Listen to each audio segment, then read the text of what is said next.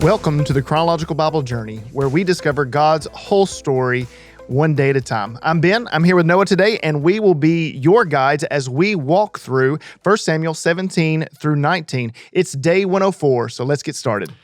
Ben, today we start with one of the most familiar stories in all of the Bible, David and Goliath. And then we move into several examples of the relationship that then happens between Saul and David, and we realize that this is not a fun journey that David is about to enter in on. But what I want to look at, and across every story today, I think there's a common theme, and there's a contrast that we see between fear and faith. Yeah. You know, we can't have both of those at the same time. Because anytime we have faith, we will not be afraid.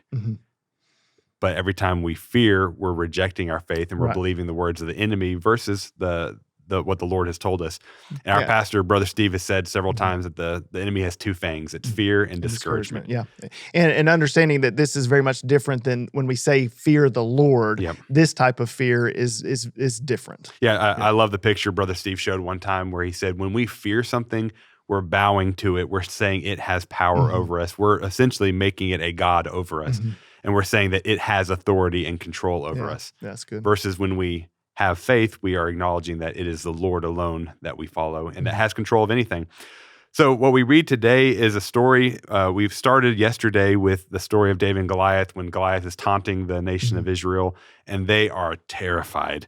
And they have absolutely no clue how they're going to get through this. And none of them are willing to confront Goliath, but David's like, I'll do it. Yeah, I got this, guys. This is nothing. And it says in 1 Samuel 17, "Don't worry about this Philistine," David told Saul. "I'll go fight him." "Don't be ridiculous," Saul replied. "There's no way you can fight this Philistine and possibly win. You're only a boy, and he's been a man of war since his youth." Wow. So you're just a little kid. This guy, when he was your age, he was already a warrior. And you think you're going to go fight him? You see, Saul and the Israelites were looking directly at Goliath and the problems that they faced. But that's not at all what David had his eyes on. Read for us in 1 Samuel 17, 34 through 37. It says, "But David persisted. 'I have been taking care of my father's sheep and goats,' he said. 'When a lion or a bear comes to steal a lamb from the flock, I go after it with a club and rescue the lamb from its mouth. If the animal turns on me, I catch it by the jaw and club it to death. I have done this to both lions and bears, and I will do this to this pagan Philistine too, for he has defied the armies of the living God. The Lord who rescued me from the claws of the lion and the bear will rescue me from this Philistine.' Saul finally consented. 'All right, go ahead,' he said, 'and may the Lord be with you.'" I like this guy, Ben. I love the faith that he has and just the courage that he has and the belief and the faith that, I can't go fight this guy, but God can. Absolutely. And why are we going to let this guy sit here and talk negatively about the God of the universe? Let's just go take care of the guy. Yep. He's helped me take care of lions and bears, and this is nothing for God. And nobody else had that view. David was the only one willing to believe that God was able to take care of Goliath. And when David goes and he confronts the Goliath in verses 45 and following, it says, David replied to Goliath, "You come to me with a sword, spear, and a javelin. I come to you with a much greater weapon in the name of the Lord of heaven's armies, the God of the armies of Israel, whom you have defied. Today, the Lord will conquer you." I'm not going to conquer you. The Lord will conquer you. "I will kill you and I will cut off your head. And then I will give the dead bodies of your men to the birds and the wild animals, and the whole world will know that there is a God in Israel. And everyone assembled here will know that the Lord rescues his people, not with sword and spear. This is the Lord's battle, and he will give you to us." You see, in this moment, everybody had their eyes locked on Goliath, and it's hard not to because he's a huge dude who was threatening them. But God did not tell them to look at Goliath. They were supposed to look at God, and that's exactly what David was doing. David had his eyes locked on God. And when you've been staring at God, when you spend most of your time looking at God, there's not a situation of this world, there's not a person in this world that will intimidate you. Right. But when we spend our time looking at our circumstances, looking at those things that are right before us that we can see with our own eyes, sometimes that takes our eyes, our faith eyes, off of God and put it on what's in front of us. Yeah, it's easy for us to understand where the Israelites were here because it's where we are all the time. Right. We worry about situations all the time. And what would David say? David would say, why are you worried about that situation at work? Why are you worried about that issue with your health? God has you. He can take care of you. But we worry so often, and it's just where we are. But it's because, like you said, we've got our eyes on that situation more than we are looking at the Lord. Yeah, and we can recite with Paul, be anxious for nothing because of the faith that we have in our God. Absolutely.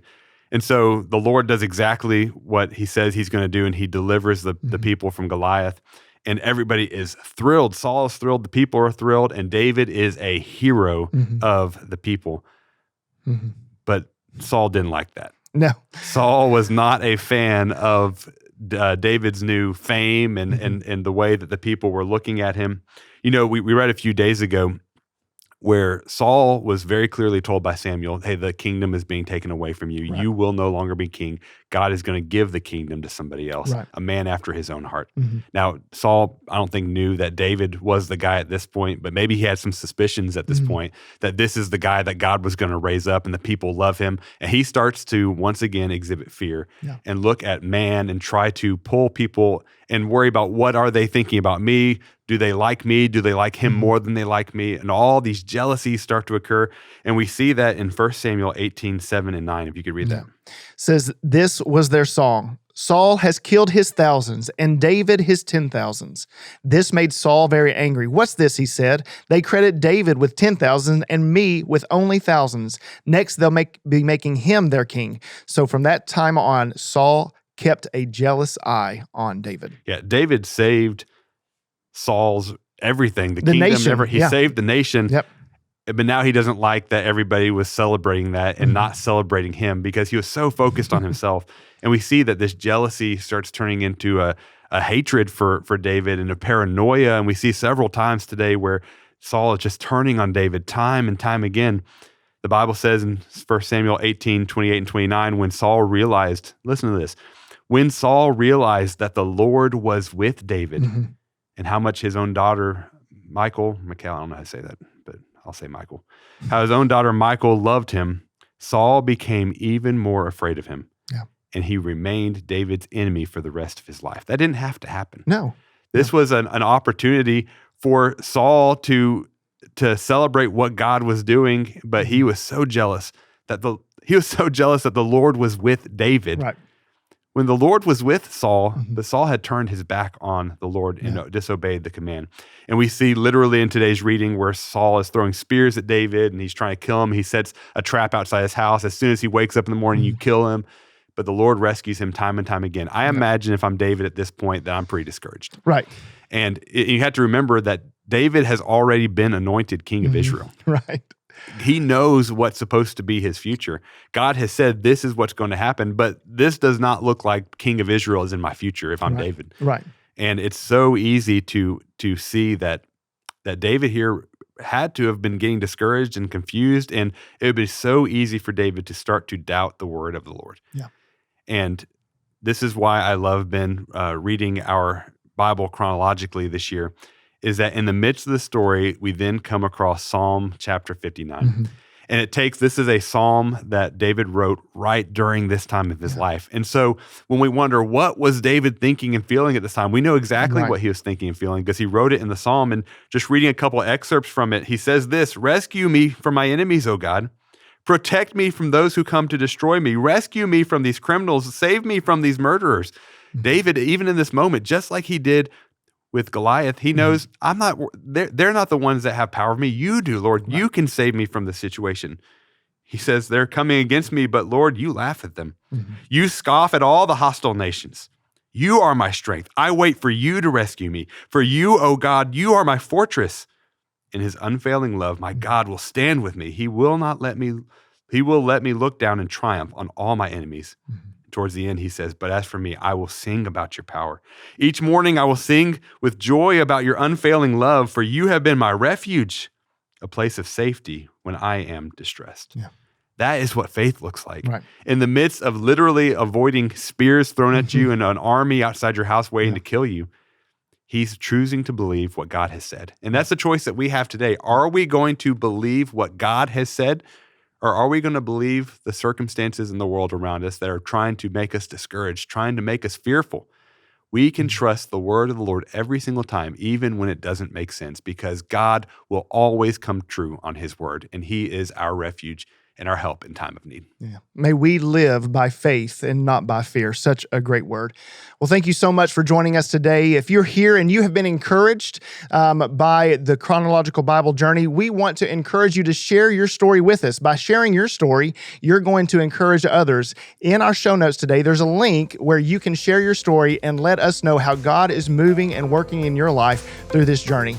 We look forward to seeing you tomorrow.